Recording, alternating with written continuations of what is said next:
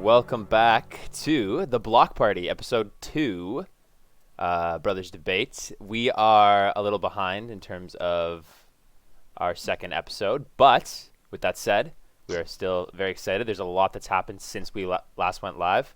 I am joined by the one and only King Wells, as usual. What's going on, dude? Not too much, man. Good to be here.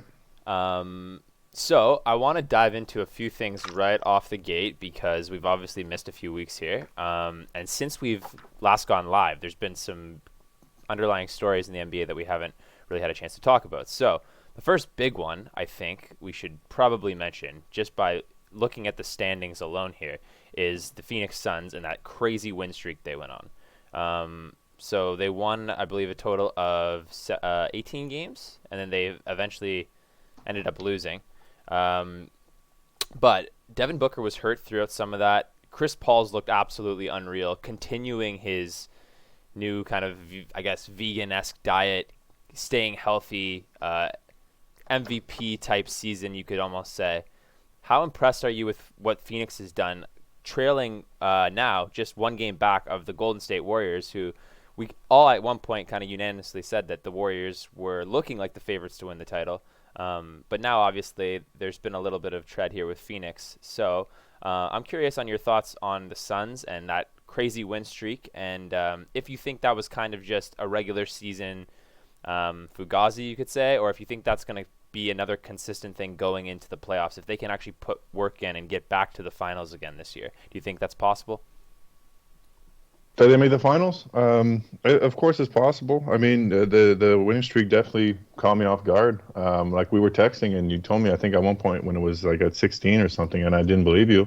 Mm-hmm. But no, yeah, I mean, how can you not be impressed? They're obviously they're playing well. They're clicking. I know Book's been hurt a bit, but they look good. They look really good.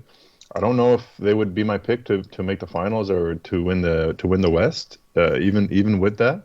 I don't think it's nothing, but I do think that it does feel like one of those teams that's going to overachieve during the season.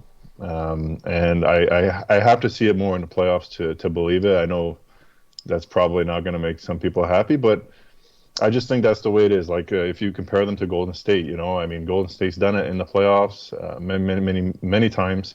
Their team is a little bit older and they have more experience. So I would if you're asking me between those two teams, I would probably take Golden State 9 out of 10, maybe 10 out of 10. But Phoenix is definitely on a roll, and you gotta give them the props. So another team that's actually rolling right now is Utah. They're sitting at third at 18-7. They've won 6 in a row. Donovan Mitchell, in my opinion, this year has looked even better than he did last year. There was kind of a story that I wanted to touch on with some comments that were being made on Gobert, specifically by the Timberwolves. It was Anthony Edwards and Patrick Beverley, who kind of were implying that in order to be the best defensive player or the defensive player of the year, you got to be able to, you shouldn't basically be liable in certain defensive sets. How much truth is there to that? Because obviously last year when we think of Utah, and even if you go back, I think 2 years when they were in the bubble, it kind of seems like the whole Gobert Defensive Player of the Year thing can kind of be manipulated a bit in terms of, just being a true five and kind of stretching the floor spacing and then him having to come out of the paint. Do you think there's some validity to what they're saying about Gobert? And does that actually affect him being a Defensive Player of the Year? And to give context, like, is that something that should be considered when evaluating the Defensive Player of the Year? To answer that last question, like, yeah, definitely that should be taken into to consideration for sure. But I just want to go out and say, like, to me, Rudy Gobert is not the Defensive Player of the Year. For me, it's Draymond Green. And like, I'm not knocking Rudy Gobert. I think it's not a bad choice. It's just that I think Draymond, and I'm sorry to kind of flip this into a Draymond Green thing, but like, I think Draymond is just more effective on defense, and I don't think there are really holes. Like, the only real holes that he has on defense is that he's not 7 foot. But look what he can do at his size, and to be able to have an impact like that at his size on defense, you can't really rely on athleticism or strength only. Like, you have to have that IQ factor that I think he's just kind of leaps and bounds over maybe only a handful of players in the NBA as far as IQ. He's got it, and to me, it's been that way for a while with Draymond Green. I know the last couple of years have been disappointing, mostly because of how Golden State's been, and he's had some injuries too. But like, I think Draymond Green is Defensive Player of the Year. I think he should win it, and he would be my pick. So yeah. And then just to kind of give you the response that Gobert said, because he did end up responding a few nights ago with this quote, which I'll read to you now. "It's not the first time people have taken shots at me for no reason. I come in every single night trying to help my team win and be the best Rudy I can be. I never take shots at anyone. I just focus on myself. I think it's just when you're the best in the world at something, people become insecure and try to discredit what you do in some kind of way. It's more funny to me than anything. It's just funny." So is that you or him saying it's just funny? That's the quote still. That was part of the quote. Part of the quote, yeah. So he's shrugging it off like it's nothing. But clearly I think this is kind of a consistent thought around the league when it comes to Gobert. Now, last night, Gobert ended up having something like 21 rebounds, 2 or 3 blocks. He's consistently going to do that for you every night. But I think when it comes to playoff time, that's when we see teams kind of exploit that traditional big five. So I agree with you that Draymond is looking to me like he's got to be in that consideration. And I think he always should at least be in the talks for it, because I think mentally, when it comes to an IQ standpoint, there's a big leaps and bounds difference between a guy like Gobert and Draymond. I think you could make the argument that obviously Gobert has genetically a little bit more going for him than a guy like Draymond Green. He's got a little bit more, in terms of his body. But if Draymond Green was Gobert's size, do you think there would be any argument that Draymond Green would probably be a more elite defender than Gobert would? If Draymond Green was 7 foot, I think he would be in the running for MVP. Yeah, well, there you go. So that kind of answers my question right there. But I don't want to hold that against Draymond or against Rudy Gobert either, because like Rudy Gobert is absolutely elite in defense, and there's you can't. I'm not trying to take that away from him. I'm not trying to say it's only because of his size, because there's a lot of guys that are that size in the NBA. They don't do what he does or don't do it as well. But I think there is some truth to what Anthony Edwards was saying, because where you have, if you can put him, I mean, when you have Rudy Gobert coming up, playing screen and roll defense, I think that the problem is that he's most comfortable dropping down and protecting the rim, which is probably what he should be doing. But when you take out the ability to follow some guys on the perimeter, it does become somewhat of a liability, not in the way that it's going to kill you, but it's just something that another team can focus on. And I think for sure that's a good point. I want to move to the Brooklyn Nets, who have actually now they're not on a win streak or anything like that, but they've slowly crept their way up past the Bulls to sit at 17-8, top of the East. All this without Kyrie Irving, obviously. How much of a threat is this Brooklyn team come playoff time? Because obviously we saw an unhealthy Brooklyn team almost beat the Milwaukee Bucks last year. Bucks are sitting at 16-10. Behind the Bulls sitting at 17-9. So right now you got the Nets, the Bulls, the Bucks, the Heat, and then the Wizards. I do want to get to the team sitting at 6 at some point today, which is the Cavaliers. But right now I would like to just ask you simply, is Brooklyn a serious contender with James Harden and Kevin Durant healthy? Those two alone? Yeah, I think so. I mean, I wouldn't. Yeah, to answer your question, I think they have to be. The thing with the East is that it's really tight, and I think what we're going to see is that it's going to continue to be that way until the end of I don't think anybody's going to run away with the East this year. Having said that, you said the most important thing with Brooklyn is if Kyrie Irving comes back, that absolutely changes everything, and league wide, not just in the East, not just in Brooklyn, Definitely. It changes everything. Definitely. But I can see why some people wouldn't have as much confidence to the way Brooklyn started. It seems like they are starting a little slow.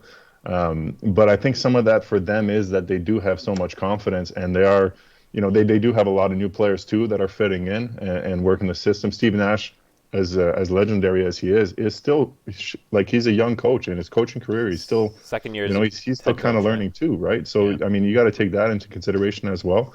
I think the NBA season is one way of using it. The we've said before that the NBA season is probably too long, but this is one of the ways you kind of capitalize on that. If you're one of the good teams, is you take your time. You take your time to get there. As long as they're cooking at playoff time, Yeah. then yeah, you got Kevin Durant, James Harden. I mean, I'm not saying it's a guaranteed win. I'm not saying anything other than that's a huge problem for anybody that they face. So Right. yeah, I'd have to put them up there. Right. And LaMarcus Aldridge has kind of established himself as this team's starting center, and he's looked really, really good. Come Exactly, and then Patty Mills looking great. Like they Patty got some Mills, good yeah. good players on that team too. Blake come Good role playoff players. time could turn up the dial a bit. So there's still a lot of possibility, a lot of potential. You still haven't really seen the full development of Nick Claxton, I don't think yet, to his full abilities. So yeah, I agree with you. There's a lot of stuff to kind of be optimistic about in Brooklyn, sans Kyrie. But with that said, I think obviously, like you touched on it, Kyrie coming back would be league wide difference maker. It wouldn't just be something in the East. It's at that point, and if you're a Western Conference team, you're game planning for them in the finals pretty much. Like you're almost, you don't want to guarantee anything. It's almost a guarantee that they're going to make the finals. At that point, it'd be hard to argue against it, as right? long as they're healthy. Now, obviously, the Bucks kind of have been off to a slower start than usual, than I guess what we're used to. But I think there's a little bit of reason behind that. I think the main reason for me is obviously you had Middleton missing a few weeks there with the COVID protocols. Drew is now finally coming back into form. He's looked great over his last 3 or 4. And Giannis was kind of dealing with some knee stuff, which could just be load management, but also obviously there's a little bit of concern when it comes to a player of that size in his knee.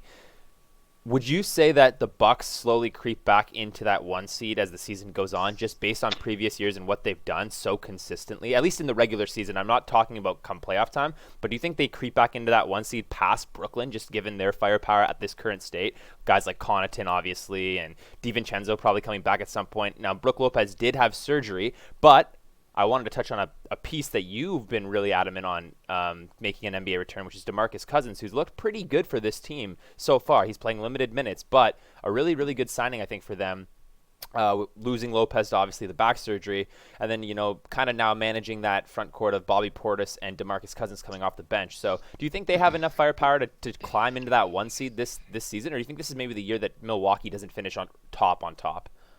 I mean, I don't want to say for sure or anything, but like to me, I'm looking at the standings right now. Like, yeah, they're third, but they only have one less win than Brooklyn. Like to me, like it's so tight right now. There's no, Yeah. like I said, I don't think it's going to be a runaway for anybody. Yep. And yeah, if I'm not looking at Brooklyn, I'm looking at Milwaukee in the East, and it should be that way, man. They should get respect the same way Phoenix should have some respect for being in the finals and stuff. Milwaukee should have some respect. They won it. Right. Right. So yeah, I'm not going to take that away from them at all. They're Brooklyn, Milwaukee, probably my number 1, number 2 in the East, and not necessarily in that order. I mean, if Kyrie comes back again, that changes everything. Right. Agreed. But yeah, I mean, Chicago's still up there. I one of these days I'm going to have to eat my words. But yeah, they're really sticking it to me. And I want to make a point. That's without DeRozan for the last few games, who's on 10-day protocol. Caruso with last few days, who's been on who's had a hand injury. He should be in the running for Defensive Player of the Year. Yeah, he's looked great. And then you also had Vucevic, who missed a bunch of time. So Chicago has managed to be in that 2 seed with multiple injuries throughout the season. And I want to just give credit where credit is due. Lonzo Ball has looked absolutely phenomenal this year. I wanted to give you a little statistic that I read the other day. He is leading NBA all time in terms of point guards and blocks per game so far at this given point. He's, I believe, averaging 1 block per game, which is the most out of any point guard if he were to finish with that in NBA history. So kind of a cool stat there. Yeah, I know. Interesting, right? You'd think it'd be higher I'm than surprised 1. it's only 1. That's what I thought as well, but I Who's number 2? In the league right now or of all time? All time. I don't actually know. I just saw the statistic on the score, and I was surprised too that it was only 1 per game. But I guess when I kind of started dissecting it, I was like, okay, I guess it's shooting guards typically that get more blocks in the guard spot. So I guess because I mean, per game for the career is that's serious. Once you start going over your career per game, Yeah. yeah, because everybody's got games where they don't really hit their stats, and especially blocks for point guards. Yeah, exactly. But he's looked really, really good.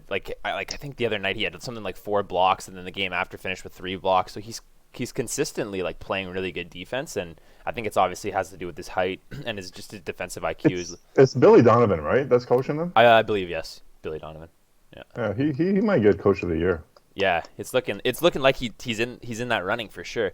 I want to actually though now move to a team that I've been super impressed with, which I don't want to skip over the Wizards, but to me, I hate to say this, but I can see the Wizards' trajectory kind of slowly trending down. Kuzma did hit that 100%. game winner the other night, but I just don't really know if the 5 spot's realistic for them. But a team that I think has looked really, really sharp to me, and I really wanted to talk about, was the Cleveland Cavaliers. Because from what I'm seeing so far with them, I've been super, super impressed. Darius Garland has looked unreal for this team.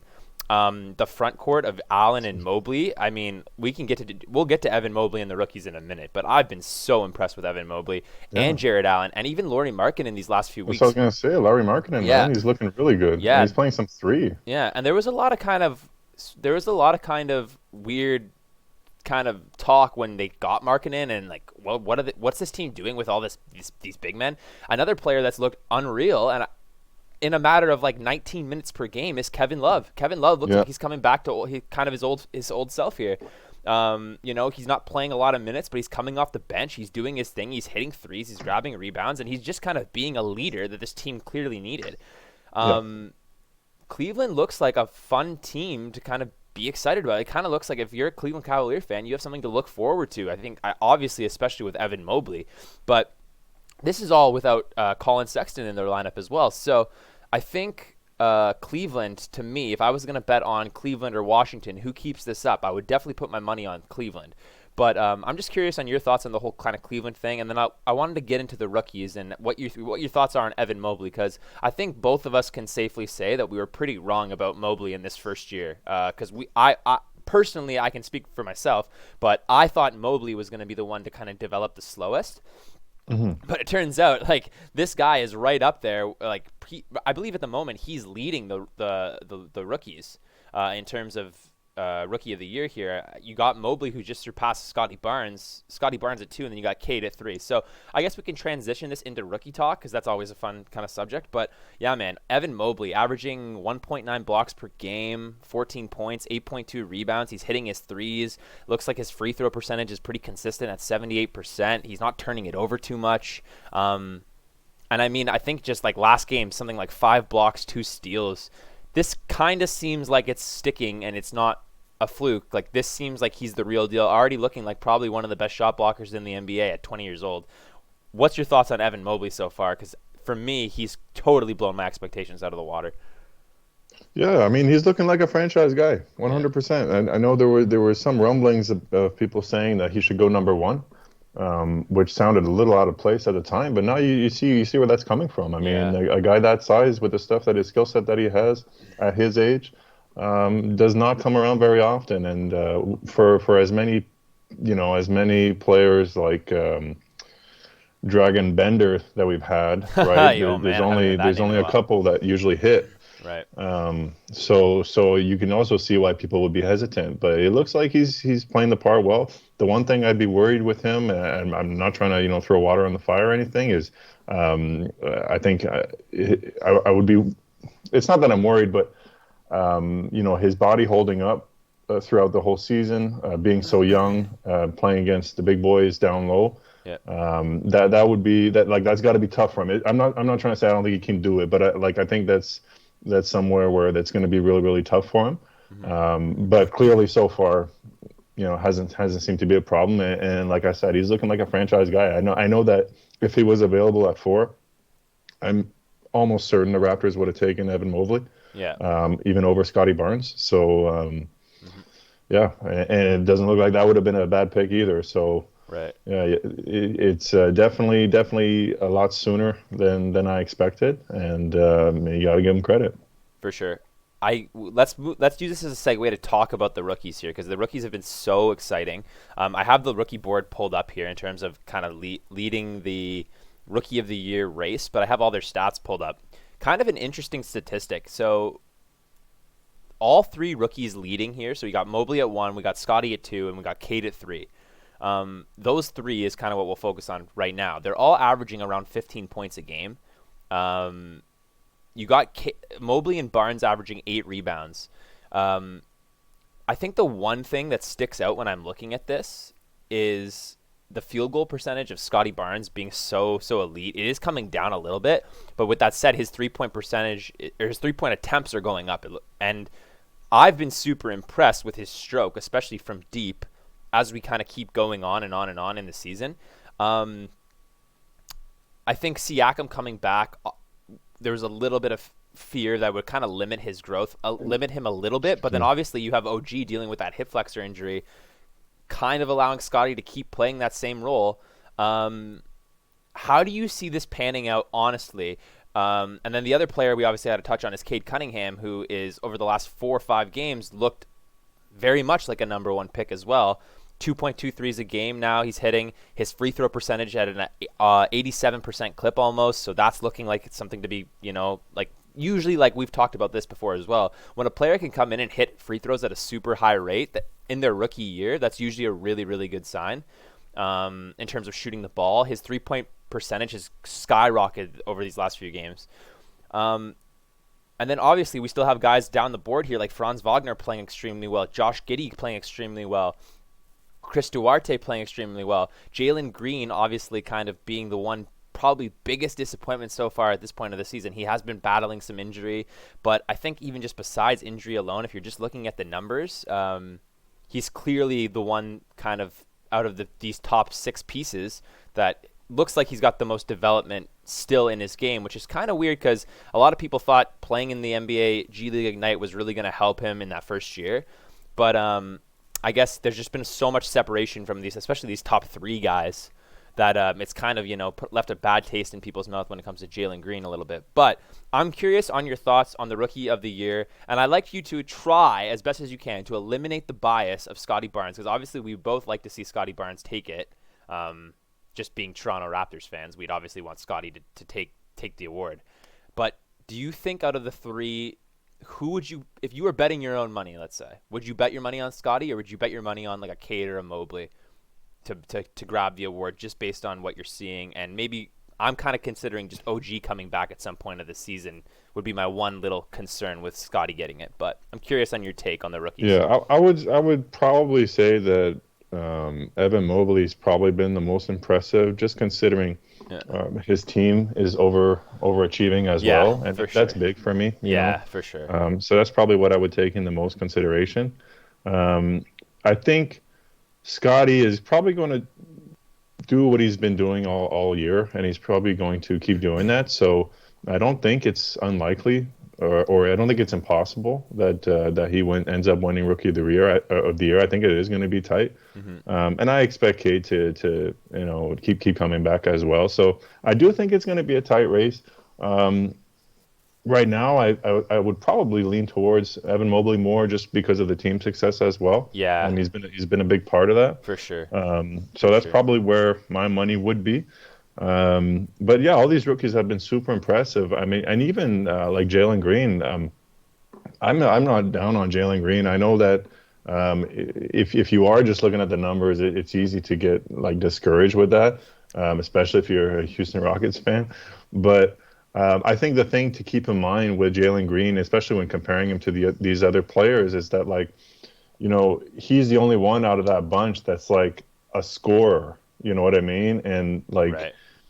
If you're big, yeah. You're gonna, at the end of the day, even if you don't hit the shots, you're gonna get those rebounds, you're gonna get those blocks, and you're gonna get those little bunny opportunities too. That Evan Mobley and a guy like Scotty Barnes can kind of rely on. Not that they do, but they're gonna get those either way. And then with a Josh Giddey or a Cade Cunningham, like these guys are kind of running the show a lot, so they get the opportunity, the ball in their hands, and they're part of the plays. Even the ones that aren't for them, they're going to be kind of decision makers with the ball too, and so they get a little bit more opportunities that way. But if you have a guy like Jalen Green, I mean, just like a microwave scorer, Like that's tough. That's tough to establish yourself. It's tougher to establish yourself that way. Yeah. And he's what, 8, 19, 20 years old. I mean, I'm I think yeah, it's disappointing if you were expecting him to be like a 20-point scorer in his first year, but like look at a bunch of scorers throughout history that have come in the league like that. Like they all struggle their first year, and most players do anyway. So Yeah. I don't think he's a bust. I don't think he's going to be considered a bust in the future at all for this draft class. I think it's just kind of part of is a lot of variables that go in there. Sure.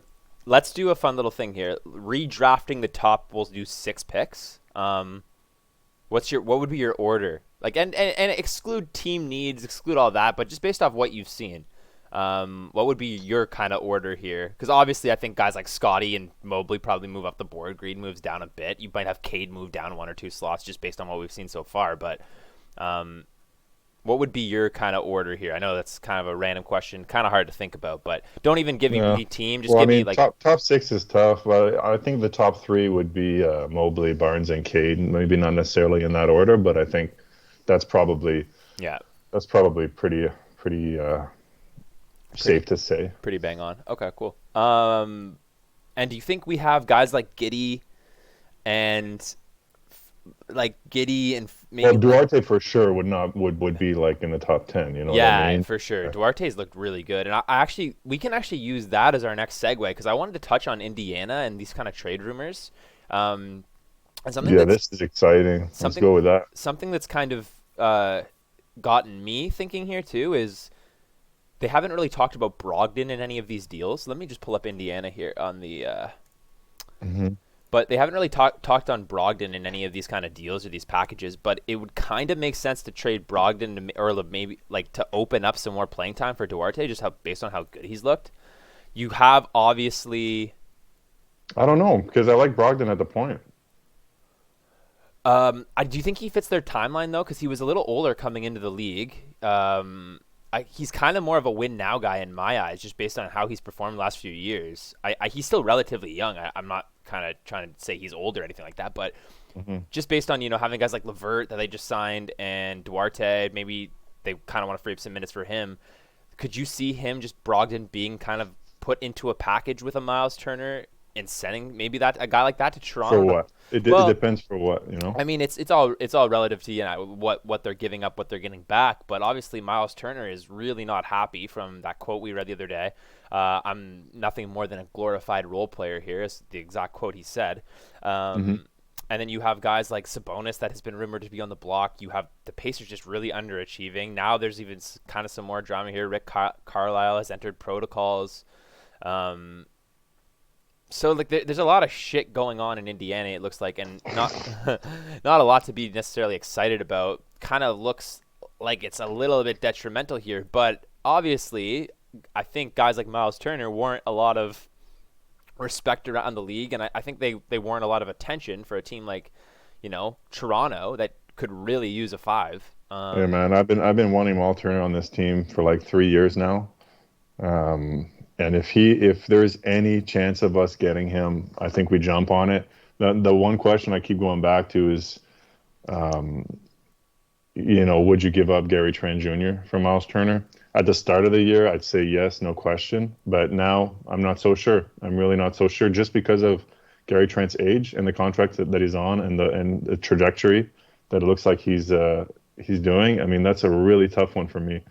I'm not saying I wouldn't consider it at all. I am considering it, but it's definitely a different question for me than the start of the year. But if Miles Turner is available, man, we gotta at least put something out there. You know what I mean? What's the package looking like here? Because you obviously have a guy like Siakam sitting on about a 35 to 38 million dollar contract over the next 4 years. Then you have a guy like OG sitting on about 17 Yeah, to there's no way they're getting OG. So yeah, Miles Turner is like that's 20 what I'm mil. Um, right. so the guys on our team, either we package like a Boucher and like I don't know, somebody else worth about 10 on our team, something like that. I don't know if that gets it done, especially with the year Boucher's been having. Mm, One thing that I find interesting, because I think that at the end of the day, Indiana, like, let's be honest here, they're not doing well. They're underachieving, and maybe And it seems like they've been underachieving, for the last couple of years. Um, Even though the expectations probably were never that high for them anyway, they're like the classic like treadmill team to me right now. And even they're doing worse than that. So maybe they embrace it and just kind of tank a little bit. Like I think that's probably their best way of action. So if that's the case, they probably won't want a guy that's going to make them um, a lot better, or make them a middle of the pack team rather than the bottom. They're probably more interested in draft picks, and if we can play with that, I would consider giving them a couple draft picks for Miles Turner. I really would, and I'm thinking packaging it with our boy Goran Dragic because his contract lines up perfectly. Right. I don't know if that gets it done, but at the same time, I don't know that it doesn't get it done. You know what I mean? I mean, I think Indiana wouldn't mind the draft picks. I think they're the kind of team that realizes they're not going to get it done in free agency. Yeah. And like my big question is, does another team beat that? And probably, but that would be my dream way of doing this trade right now So because you don't really lose anything and you get Miles Turner who just plugs in so perfectly. Gary Trent with draft picks, is that too much for you, for Miles Turner? Yeah, yeah, yeah. It's Gary Trent for Miles Turner straight up, or not. There's Hmm. yeah. Gary Trent is like 22 years old. This is Yeah. it's crazy. It's crazy. I mean, the more and more that he's playing this year, the more I'm seeing of him and just realizing what he can become. It's super exciting. It's really exciting to me. And again, like I gotta give him credit because at the start of the year, I was like, why? What? Like, who are you? Why do we? Why don't I want Norman Powell for the exact same contract? But the answer is because of his age. Right. For sure. And that was like, I think the main reason Masai did that deal, right? Get some longevity and some youth, and he knew Norm was kind The of type more of of, player that he is, right? Like he's yeah, like a Bradley Beal type. yeah, I'm not trying to compare them too much, but like that's kind of like what he's gonna do, and what will we see him as just a scorer, shooting threat at all times, and that brings a lot of balance to this team because for the most part, the Raptors really don't have never really had like a consistent great shooter. And I'm not saying Gary Trent's that now, but I think by the end of his contract, yeah, he's going to be that. um so funny, oddly enough, didn't even realize this, but obviously we know Miles Turner's in the running for block leader every single year, but he's actually leading the league still, 2.8, and it's a pretty big threshold. Mo Bamba being the second with Gobert, tied It's with another guy I'm Davis. interested in, Mo Bamba. Mo Bamba, yeah. Wendell Carter and Mo Bamba kind of coexisting there pretty nicely. Daniel Gafford's playing really, really good defense as well this season. He's up in that running. Um, I'm just kind of looking at all the league leaders here, just kind of see if anything stands out. Um, I mean, Steph Curry, to me, the three-pointers made, this is just ridiculous, bro. But you have Steph Curry at one with 132, and then in second you got Buddy Hield, 88. Like, And how holy. good has Jordan Poole looked this year? Yeah, Jordan Poole's been unreal. Golden State's Yep. been unreal. Wiggins is turning it up the last few games. And what I love is like let's say Clay comes back. Let's say he's only like 75%, whatever. I'd still start him. And how perfect is it to have a guy like Jordan Poole coming off the bench, kind of like the James Harden role when he was in OKC. You know Yeah, what I mean? I'm not or, saying it's the same dude, but yeah, man, it's the same role, and same, I can totally see Jordan Poole doing that. exactly what their Utah does with Clarkson, right? Just like unload a pure Exactly. shooter off Super the sub. bench. Yeah, no, he's looked unreal. Golden State's looked unreal. The other piece that they're saving, it sounds like, till the new year. I just read the update a few days ago, but Wiseman also slotting back into that 5 spot Hmm. could be scary as well because he's I looked like think so. he's put on a little bit of weight this offseason, and looks like he's been practicing with these guys playing at a high level. Him and Clay got assigned to the G League at the same time to play together, so that's kind And of with Looney playing so well, I mean, I think that takes off a lot of pressure of James Wiseman. yeah. And for a young guy, I think that's going to make all the difference in the world. Like, I wouldn't start him when he comes back, but Hmm. I think the idea would be that eventually by the end of the year, hopefully, like he's starting. For sure. I think that's their plan. I think they want to, especially with what they've seen now with Edwards, LaMelo. I think specifically probably more LaMelo's development and obviously passing on LaMelo. They're going to want to get Wiseman rolling at some point, and Yeah, I think just getting him run before the playoffs is something that they definitely want to do. It sounds like they're trying to get a January return for him. I don't really know the timeline on Clay here because it sounded like they wanted him before Christmas. My guess would be it's probably going to be around Christmas, but I could also see them with them being so successful early on here, kind of holding them both out till the new year. yeah, you don't want to rush it. Yeah, you're right. So I'd probably kind of guess that's what would happen. You know what, though? A Christmas Day return has such a nice ring to it. It does, but that also gives me kind of a lot of it kind of puts a lot more pressure on him. I think at the same time, right, to come back at such a high, like a high Yeah, televised I mean, game. It's like if he's not ready, but yeah, it looks like it sounds think like he'll be he's been ready and eager to play though. So that's kind of a scary thought. And couldn't you just see Clay coming back and hitting like 6-7 threes his first game? Like, I totally personally, I could see him doing that in the first quarter. yeah, same.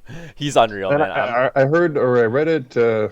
Where did like he hasn't played an NBA game in like 900 days, something like that. It's the last game he's played was the finals. Toronto won, Insane. right? It's insane. Like 2019. Mm-hmm. And the NBA and the league is just a better league with Klay Thompson in it. It's simple as that. It's like when we lost Durant for a year. It's like, holy crap, man. Like, you take for granted how good these guys are playing basketball and how pure they are at the sport and how much fun they make the game to watch. Like, watching Klay on the Warriors has always been one of the most exciting things for the last, 6, 7, 8, 9 years of watching this guy play. So pretty excited to get him It's gonna be back. nice. Yeah. Let me just pull up what else I had to talk on. Oh, okay. Well, we got to get into this. Lakers struggling. Another loss last night, I believe. Westbrook, with that said, looking a little bit better here, kind of finding his stride. But I think Anthony Davis, obviously you had LeBron dealing with some COVID stuff, some injury, some rest. Lakers are still sitting in the 7th seed. They're still above the Denver Nuggets, 1 game back on Dallas. How concerned are you for the Lakers, or are you kind of in the mindset of Braun hasn't turned it on quite yet?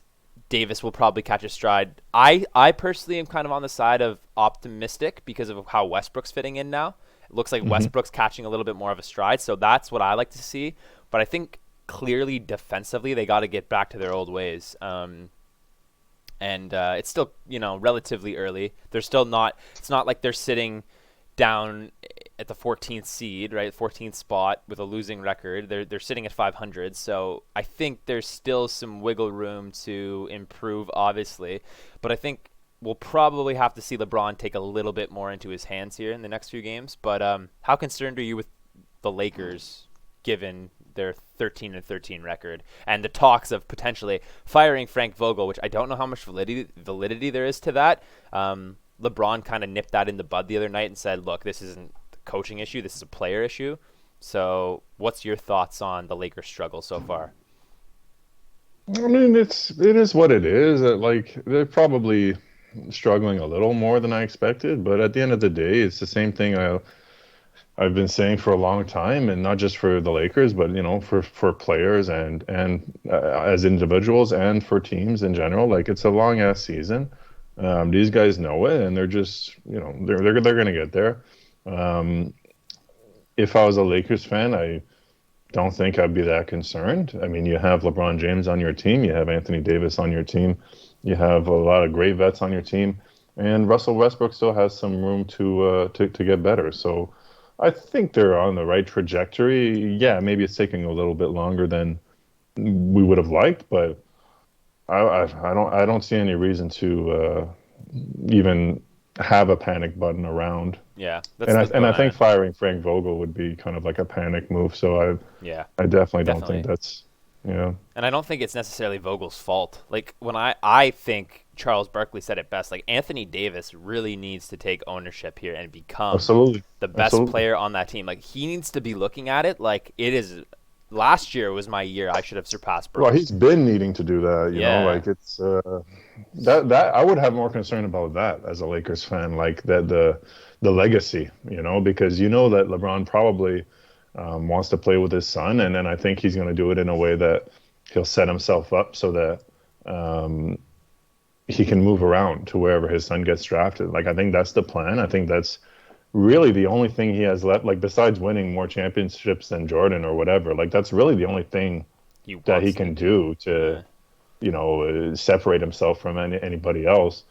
So I think that's what he wants. And just to go back to Anthony Davis, like I think the plan is that once he leaves, AD takes the throne. And from what I've seen so far, not just in Lakerland, but kind of his whole career up to this point, I'm not so sure that he's that guy, Yeah. and I love Anthony Davis. You know what I mean? Like he's an incredible player, right? An incredible athlete, Hmm. but can he be the guy to take the mantle? Like he really hasn't shown that at all. Yeah.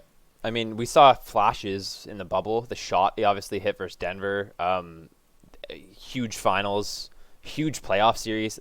That bubble Davis gave me so much confidence, but that seemed like the peak. And that's what we wanted to be kind of the starting point, and that feels like the peak. So, And to be honest, the fact that that was in the bubble to me, I mean, it almost, I mean, I don't want it doesn't dampen it, but it's like it doesn't it doesn't make me more give me more confidence, right? Because it's just different situation than any other year. So the fact that he does it in that situation, again, I'm not trying to dampen it at all, but I'm just saying, like, it'd be nice to do it in front of fans. It'd be nice to do it, when everybody else is playing the same way and all that. So I don't know.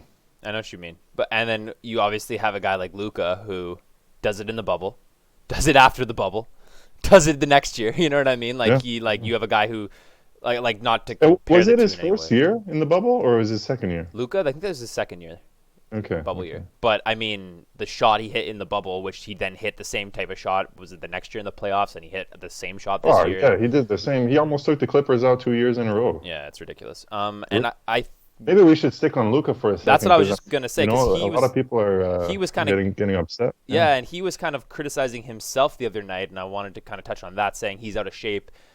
He Hmm. feels like he's out of shape, and he wants to get into better shape. So I appreciate a guy like Luca taking that ownership. I mean, Absolutely. Yeah. Luca to me, as much as I love Luca Doncic. I think he's a phenomenal player. I think he's a generational talent. I think if you're starting a team in the NBA, it'd be hard not to start around a guy like Luca because he just Sure. what does he not offer, right? And like the clutch Mm. factor alone is one of the most, like, you could make an argument he is the most clutch player in the world. And I feel a butt coming. but I want to say this. This is my but. Yeah. I just don't know if he's in the right situation right now to really be a serious contender. I also don't know if that wasn't necessarily the start of a bit of a plateau for him just because of how high he's reached so early on and what he's done so early on. My gut feeling tells me that there could be a little bit of a plateau coming.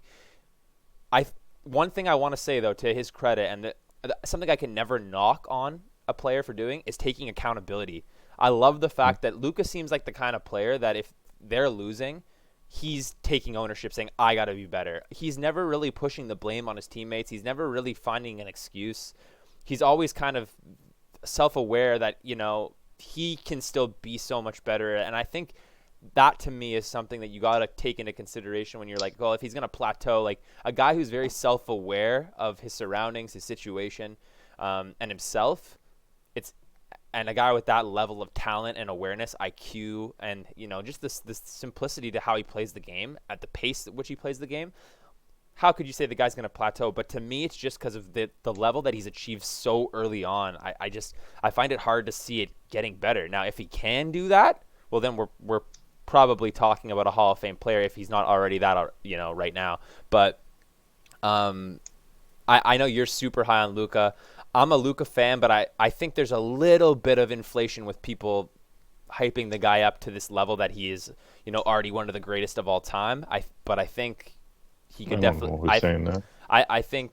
Oh, well, there's a lot of people that say Luka is like already a Hall of Famer. Like now, like, he's done a lot of great things so far early on in his career, but Well, he's definitely not already a Hall of Famer. yeah, well, that's my thing as well. But if they're saying that he's already, like they're saying he will be in the Hall of Fame, I Yeah, think that's there's credence to that. Yeah. for sure. Do you think though that Porzingis has looked better these last few games? To all credit, but like what's like? Can you really see Luka doing it on this Mavericks team? Like I just don't see the pieces around him to. I don't know. I don't know. But what I do know is that I think Luka is the type of player that wins. Just plain and simple. And there's a couple things that I need to say here, and so that's number one. Like, he just strikes me as that kind of player. Like, he's got that killer instinct about him. Yeah, definitely. Which is rare, man, and especially when you get it in a player that's talented. Like, that's some scary business right there. So there's that. The other thing is his age still. Yeah, it's ridiculous. It's ridiculous. And we've never seen any player, or maybe I shouldn't say never, but the idea of a player at his age, regardless of what he's already done, just not getting better is unheard of.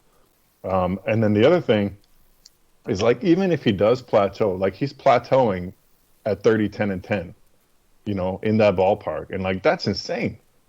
That's insane. Like, already, like, I'm not saying I think that's what's happening, and I'm not saying that anything else other than just pointing out, like, if he's out of shape and he's not doing great, like, what is he averaging right now? Like 28, 8, something like that. 20, like, it's 25, 8, 5. So yeah, it's still like, I mean, ridiculous. you know what I mean? That would be a MVP year, like, for a lot of players. For sure.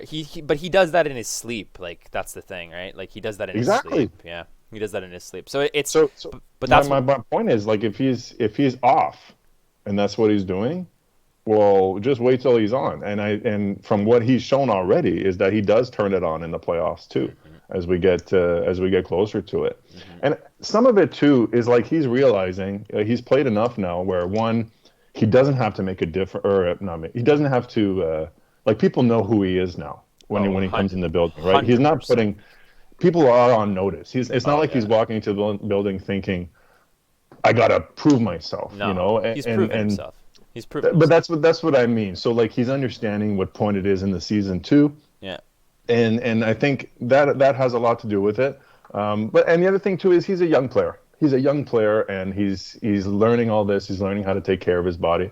I don't think I think it's too early to pass a judgment. And I'm not saying that you're doing this or anybody's doing this, but I'm just saying it's too early to kind of write him off as, like, a lazy player or whatever. Yeah.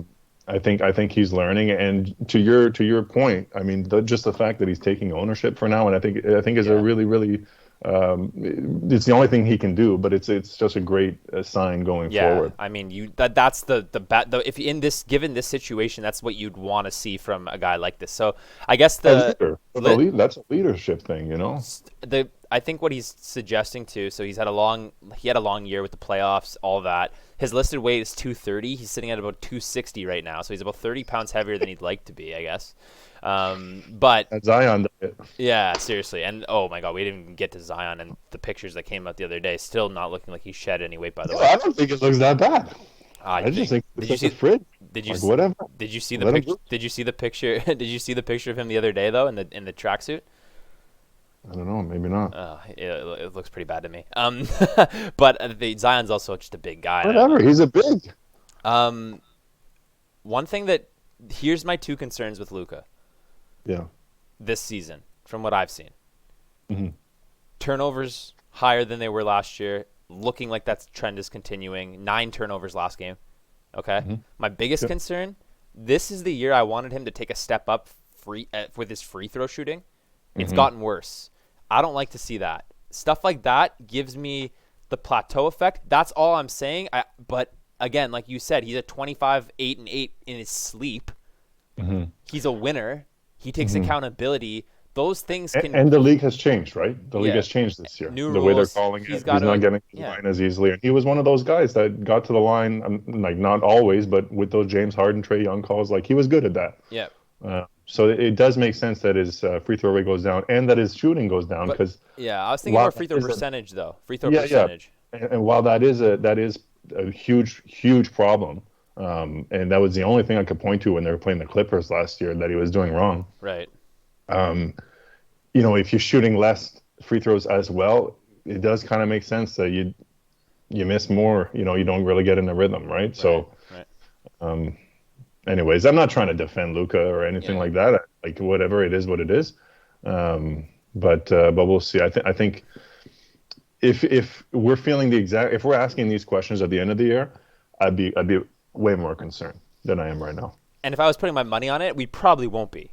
That's the thing. Like Yeah, we exactly. probably won't be. Like I could also see Luka give Luka 2 weeks and we're gonna be like, oh, okay, he's creeping into the MVP conversation now because the guy's averaging 30, 10, and 14 in his last five. You know what I mean? Sure, Like, sure. And Dallas is winning. and Dallas is winning, and Porzingis is elevated, and guys like Tim Hardaway are cooking, and they look like they can't lose, and they're unstoppable. Like to me, Yeah. the game I think of. Sorry to cut you off here, but the game I think of last year. Well, I don't know if you remember this game in the regular season. It was coming into kind of the playoff creeping period, and it was Mavericks in Golden State. I don't know if you remember that game, but to me, it was a super like standout game. Luka just came in the first quarter, hit like 6, 4, 5 threes In Golden State or in Dallas? in Golden State, and they just looked like Killer. they couldn't lose. Like they just looked so good, and Luka just looked like I am the best player in the world. And I'm like, kind of like he had a point to prove, which he doesn't really need to do. I agree with you anymore. Like I think Luka Doncic or probably as much, right? yeah, not as much because like realistically, if we're being honest, Luka Doncic is probably selling out away games for a lot of these teams now. I give at this point of his career. Like Luka Doncic goes to a place like Sacramento or Detroit. He's probably the reason that game sold out, right? Like for sure. So it's like Well, it's not Harrison Barnes. well, yeah, not anymore. Fuck, maybe at the first 2 weeks of the season, but yeah. So that's something I think that could kind of mess with you a bit when you don't kind of have that point to prove. But I think he's the kind of player that's like knows he's capable of winning a championship because he's that good. So until he does that, I think he does kind of still have a point to prove in a way. So yeah, In the playoffs, he definitely does. yeah, and I'm not too concerned with it. Like as much as I knock Luka, I think more of my resistance when it comes to Luka is just how much people praise him and love him. I naturally want to step back and be like, okay, let me look at everything and let me give some criticism because I don't want to put this guy up to be the poster boy, golden boy. It's the same thing people do with LeBron James, right? Like I'm the biggest LeBron fan, but obviously people will come in and be like, okay, well LeBron, free throw line, turnovers, they knocked his shooting. They knocked his ability in the playoffs. There's always when you're that good, the mistakes get magnified, right? That's just what happens when you're a player of that caliber. So I think with Luka, it's not like I'm a hater or anything like that. I love the guy. I think he's freaking unbelievable. And like I said, if I was starting a team, he's probably the guy I go with, right? But I think naturally, just as someone who sees a guy getting all that attention and praise, I want to take a step back and be like, here's where I could see improvement. But it's not like I'm concerned by any means, like at all. Sure. So that's just where that makes sense. Where I come from. One thing that makes a lot of sense. I mean, one thing that we were kind of getting close to, but I think it is a big question here, is how effective is Jason Kidd as a head coach? Because this is not the first time that he's come in with a lot of momentum or excitement, and kind of underachieved, right? Yeah, man. Like, I mean, I don't know. And this is coming from a guy who I really like Jason Kidd, especially as a player, but as a coach, I really like the idea of it. I love point guard head coaches. I think that's like a natural progression. But I mean, at a certain point, you got to start asking yourself, like, I don't know, maybe he's just not that good of a coach, Yeah. And I'm not saying that right now or anything, but it is that could be a part of it too. Right. Speaking on coaches, and a coach I've been super impressed with, I don't know if you saw this clip, but Ty Lue, okay, there was a clip of him the other night, and it was like the first coaching highlight of the year, and it was a set they ran for basically they had Paul George. It was like off the inbound, and they had Paul George come out of like come off an off-ball screen, and he shot it, and he iced out, and he hit a shot, and then I forget who they were playing. It was like Portland or something. They then like turned it over. They got the exact same play back. Yeah. And then Ty Lue noticed like on the switch of Paul George, like a huge defensive liability. And he basically was just like, you're going to have the opportunity to we'll run the exact same play. and just like see Zubac down low or some shit like that. Like it was crazy, and it was like super high IQ level play. And with that said, you have the Clippers sitting at a winning record right now. I believe it's like 14-12. Let me just pull it up here. So as I think someone that's right. as someone I was kind of like meh on as a coach, he's really like taken a step forward in terms of like respect in my eyes this year, like managing that whole Kawhi injury and just seeing how the Clippers kind of play basketball on a given night, considering, you know, that like they don't have their best player. Has he gained any kind of respect for how well he's coached this team like this year? Like I've never been the biggest fan of him as a coach. Obviously he won that title with Braun, but I think naturally you're going to be like, well, that's probably more Braun and Kyrie than Ty Lue. But I mean, I can't really knock on a 14-12 record when the team doesn't have Kawhi Leonard on it. Like that's impressive to me. So I'm just curious on your thoughts on the Clippers. Paul George this year's obviously been like a superstar. But then you have like obviously him utilizing Reggie Jackson really well, utilizing Zubac really well, and it looks like they're just playing pretty smart basketball. So I'm curious on your thoughts on Ty Lue. I know you haven't really been the biggest fan of his, but he's kind of gained a little respect in my eyes, at least from what I've seen this year. Yeah, for sure. I think, but to be honest, like the Clippers are doing exactly what they're supposed to do. I'm not like super surprised. And also, like, 14-12, if that's 12-14, that looks different too. So I'm not gonna, jump to any conclusions there. I still think it's going to be an uphill battle to make the playoffs and everything. But yeah, I mean, he's definitely got the right stuff going right now in Clipperland, and deserves some credit for that. Yeah, I don't want to knock him or anything. There were a couple moments in the playoffs that had me puzzled, to say the least. So I think I'm going to wait and see for the playoffs to really make it a judgment call there. Like the season is such a shit show, man. Like the way I see it, anyways, is not that coaches don't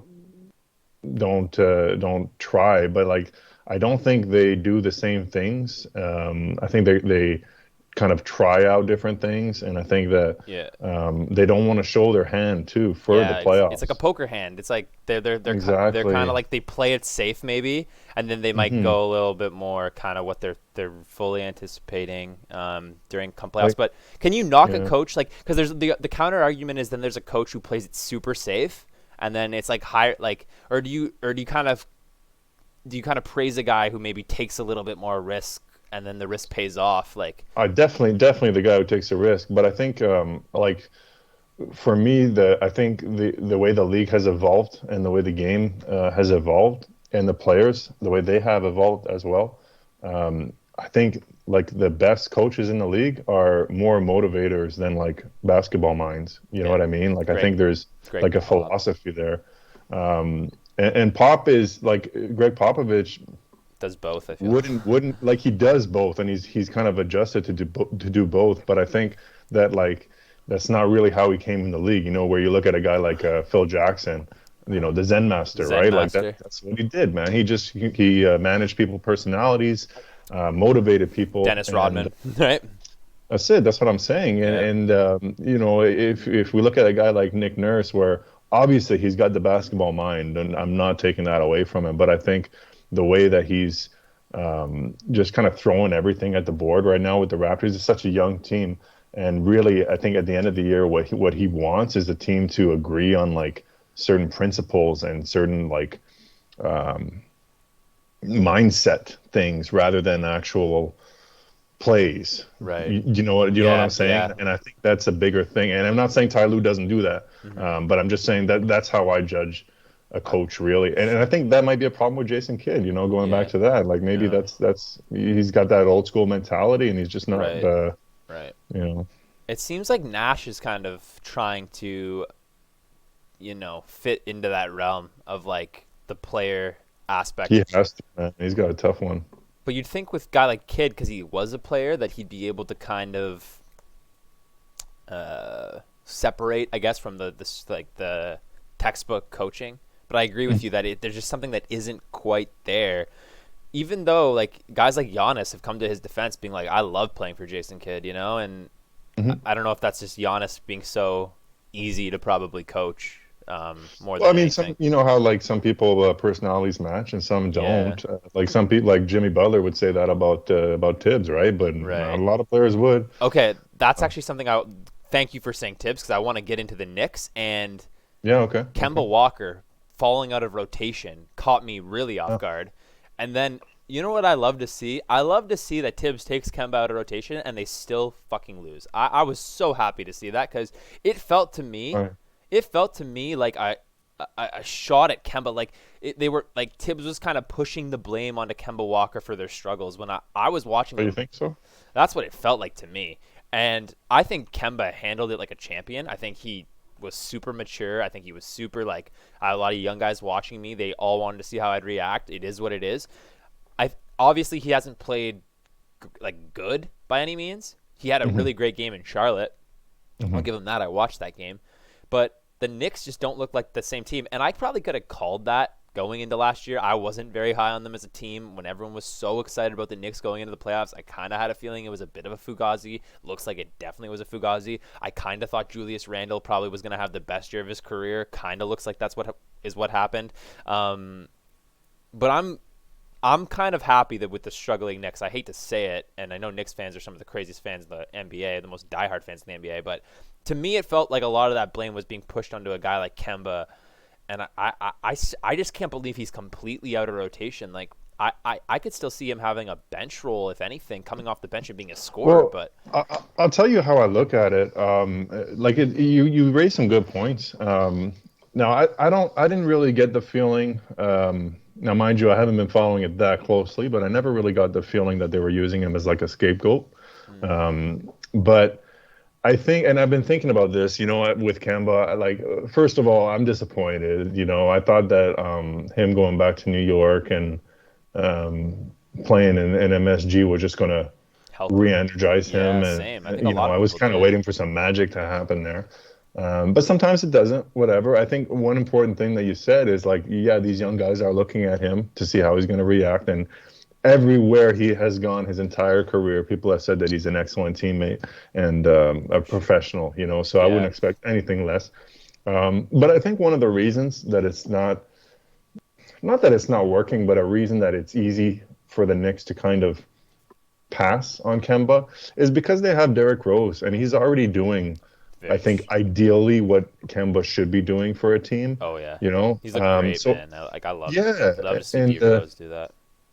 that's it. So I think that's a lot of it too. And I'm not trying to knock it or say that they should pick one or the other, but it's just it makes it easy to pick one or the other when that's happening. So um, I think ideally Kemba goes to either a contending team or a team that has a lot of young guys that wants a good veteran presence. Like I would love to have him on the Raptors, not necessarily even to play him, but just to have our young guys kind of feed off him. I'm not saying I think that's what Kemba wants, but like he's a pro, man. He's a pro, and he's Yeah, going to land on his he feet and he somewhere. probably just It's wants to sad that play, it's not right? in New York. Yeah, yeah, I think so. I think so.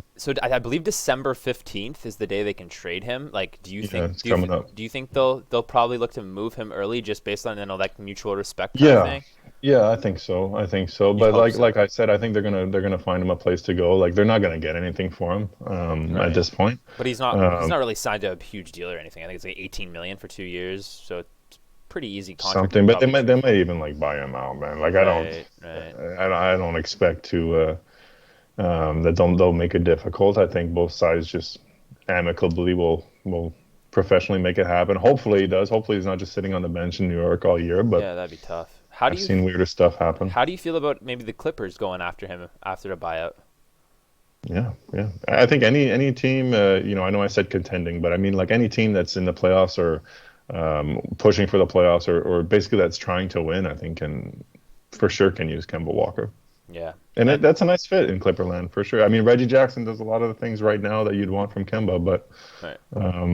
it wouldn't hurt. Yeah, I agree. Well, man, that's pretty much all the points I had for today. They, with that said, New York plays Toronto tonight in Toronto, I believe. So that should be kind of a fun one to watch. I've really enjoyed watching Siakam these last few games catch his stride. He's looked really good, And stepping it up. Yeah, he's been nice. which is a really good sign to see. Obviously, Scotty has just been on a tear still, like rookie land. I'm just excited to see these rookies. We got all three of the top three playing tonight. We got Scotty in New York. We got Mobley in Minnesota, which I'm really excited for that game as well to see how I think Cavs Minnesota game is going to be a fun one tonight as well. And then we have Cade playing the Pelicans, so that should be cool to kind of see how the rookie battle goes. I always love following the rookies and seeing how they do. But anything I missed that like you want to touch on, or anything that I didn't touch on? I covered most of the points on my list here, but I think we touched on quite a bit. Yeah, I think we're good, man. I think we must be over an hour, or at least getting close. Yeah, hour 5, so we're pretty much right at time here. So yeah, man, I think it was a good talk. We're gonna probably go Fridays from this point onward. And Yeah, you gotta have a party on Friday. yeah, block party on Friday. This just didn't make sense to have it on a Wednesday. It was too textbook, Like we had to move it to Fridays. So this one we streamed on Twitch, but after this is done, we'll upload to YouTube, second episode, and then yeah, every Friday we'll run it back. Block party, baby. Let's get it. Good episode, bro. Nice talking to you. You too, man. And I'll see you next Friday. Sounds like a plan. Have a good weekend. You too, bro. Peace.